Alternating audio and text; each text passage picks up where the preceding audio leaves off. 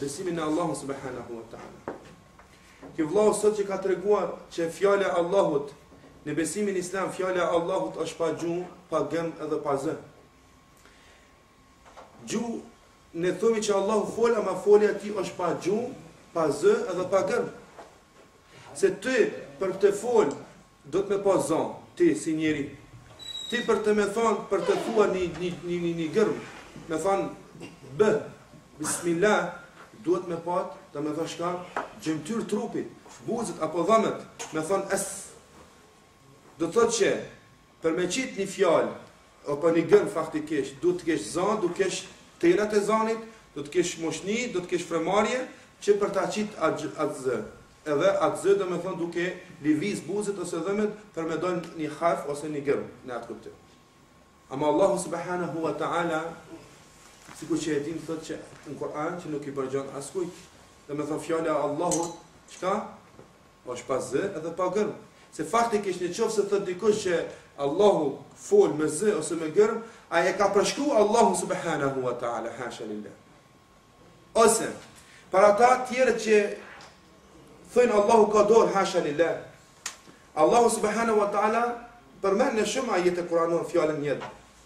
Edhe ne, sikur ky vëllau që ka treguar një argument, edhe ne gjuhën shqipe themi, nëse kemi një vajzë dhe dojna me ia dhon dikujt, edhe ai ka dëshirë që të jetë mes mëseta si ti thojmë, ai çka thot?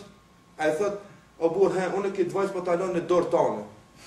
Faktikisht në këtë rast e ka një komentim, e ka një kuptim që të pjalem besim. Ama tash me përmend fjalën dorë, apet në thënet e tonë që folim ishte, do me thonë që kemi muhabetet tonë, me një rast tjetër e ka të komentim tjetër. Për shembull, nëse i them dikujt, eja te në mbrojtjen time, të jenë dorë teme me se ki dert, e ka atë kuptimin që të jenë mbrojtje. Nuk jenë në dorë, po jenë në mbrojtje. Mi po Allahu subhanahu wa ta'ala që fjalët e tij përmend në Kur'an me fjalën yad, nuk e ka kuptimin që Allahu ka gjymtyr, hasha lillah, se kundërshton ajetet tjera që janë në Kur'an. Po do me thonë, në çdo vend që përmendet dhe në çdo rast e ka një komentim sipas thënies, sipas ajetit.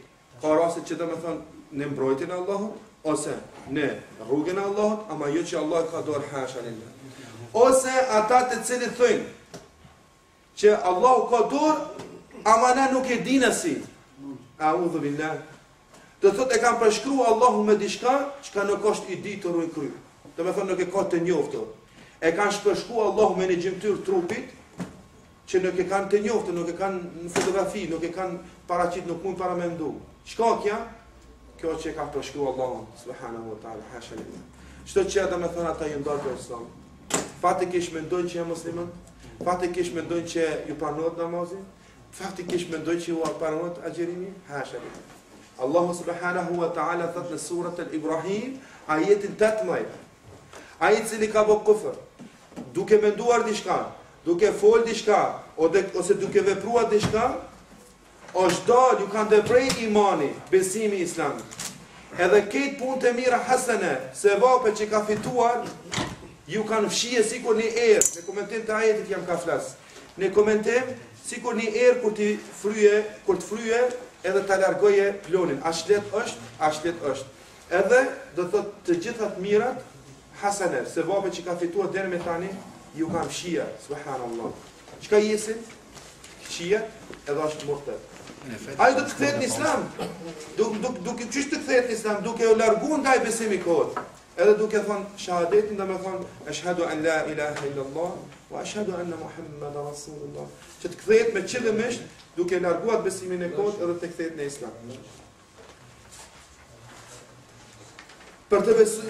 Për të beseduar vëllezër, që më dëgjoni edhe që kuptoni gjuhën shqipe. Argumente ka sa dush. Mi po, deshta vetëm t'ju thëmë që argumente ne libra të dietarëve, inshallah, kemi sa dush këtu, që kanë shkallon vrejtin ndaj atyre. E ne shkabojmë këty, e bëjmë sikur një rast, edhe kjo do të jetë e fundi që ka flas sot, sikur nëse dikush në treg mendon ta mashtroj dikon kanar. Edhe ti e sheh që ai në përfuni kanarit ka qit në sen, që ti e shef, e ki për detyrë që t'i jep vrejtje, thuj që kjo është haram. Po në qoftë se ai thot largohu, kjo puna jeme, atërim të obliguar, se kur të vi ai dyti me blej diçka te ai, që ti thu ruaj se ai e bën një sen që është haram.